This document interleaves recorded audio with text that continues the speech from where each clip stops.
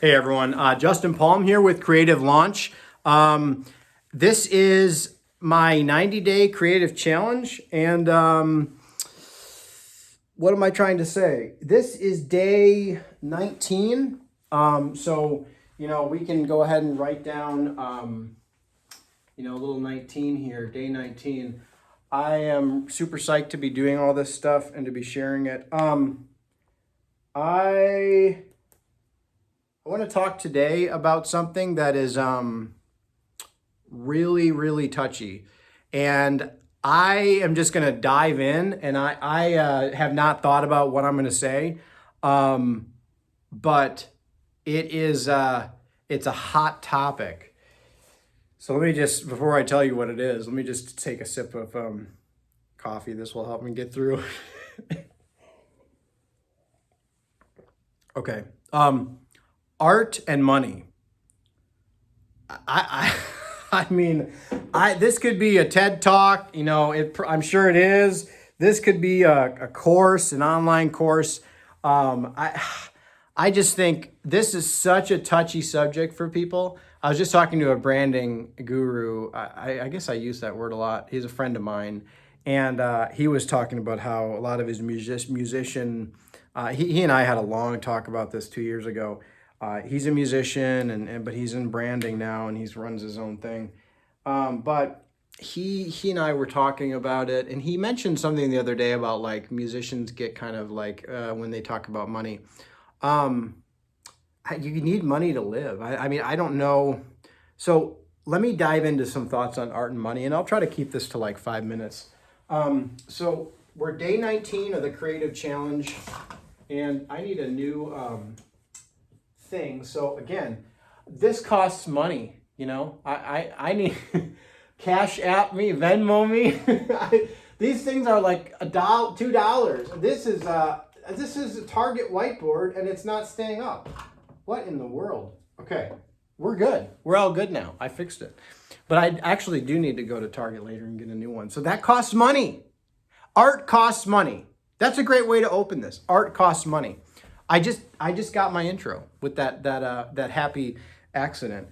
So let's talk about art, and we're gonna have like, okay, so this is like, okay, what in the world is this? This is like a painting or something? I don't know. This is art, and this is money.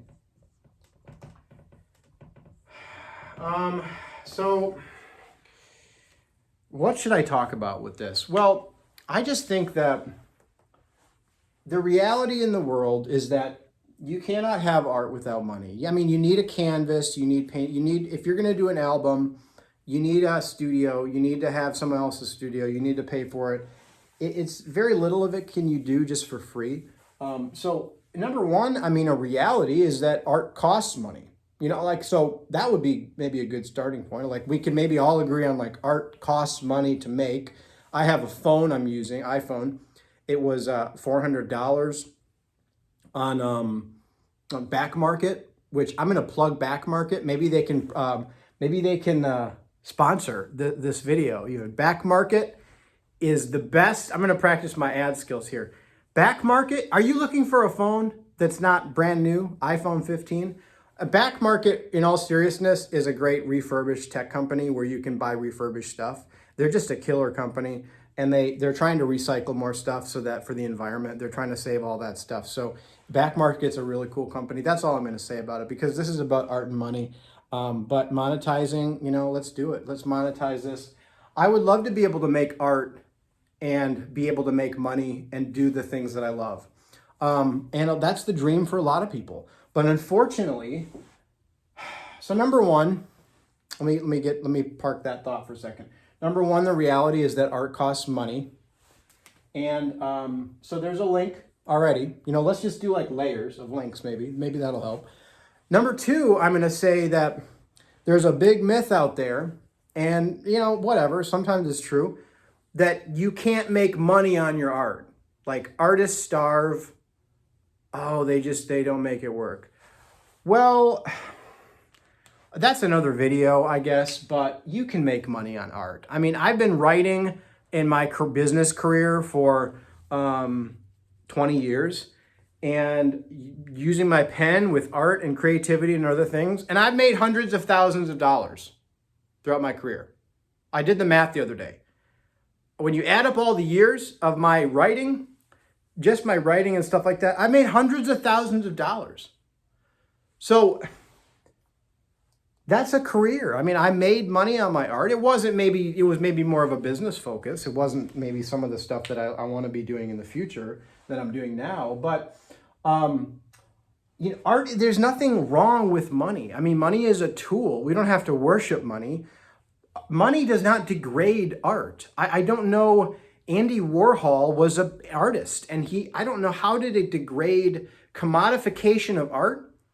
I mean, if you're really making art in a factory, that's not art. I mean, if there's a factory that's churning out whatever it is, a computer-generated fabrication of something, and it's just like off the assembly line, that's not like typically that's not like an artist like creating something that's unique and putting it out in the world.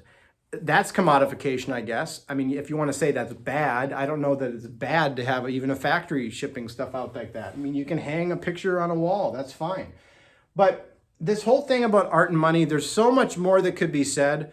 But I just think that artists we don't have to be so like squishy about money. I am not doing art for money. I'm doing it because it's channeling a gift that I have with talents and creative pursuits. It's something that I am committed to doing, and it's something that I don't see if someone wants to support that. Let's talk about the patron model. Maybe we'll close on the patron model.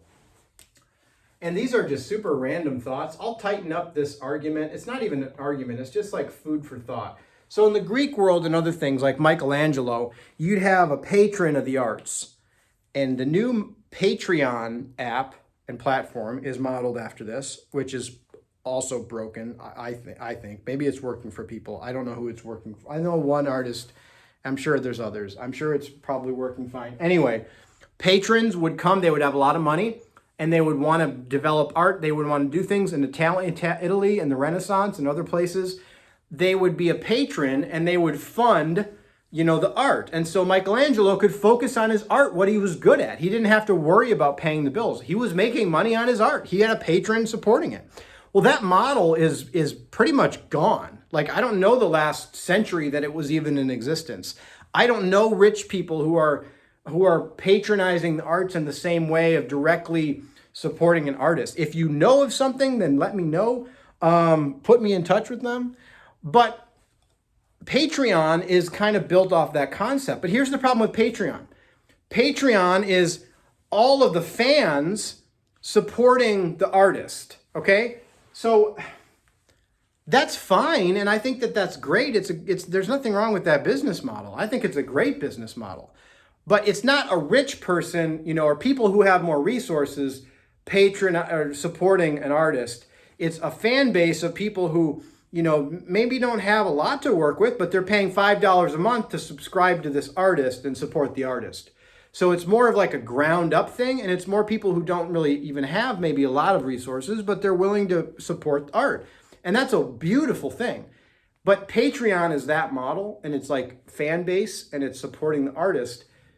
Patron is like, people who are, Hemingway was able to write a lot of novels because a lot of it was his wives at different times. He had wives who were successful and had a lot of money, and some of his wife's family would have, like his uncle-in-law or whatever would have a lot of money, and a lot of Hemingway's lifestyle was funded not even honestly by some of his books, although I'm sure that was a big part of it. He had patrons, basically in the form of like his wife or his wife's family. So anyway, I'm gonna leave it all at that. We're almost at the 10-minute mark. Drop your comments in here. I know this is a touchy thing. Drop your comments in the thing if you think I'm missing something. I just think like let's not be so squishy about money. I'm not just doing it for money, but I have to also like pay the bills. And what a wonderful thing. A lot of artists feel shame I think, I know I've felt this in the past. Well, I wish I could live off of my art. I wish I could make enough money off of my art to provide for myself or my family.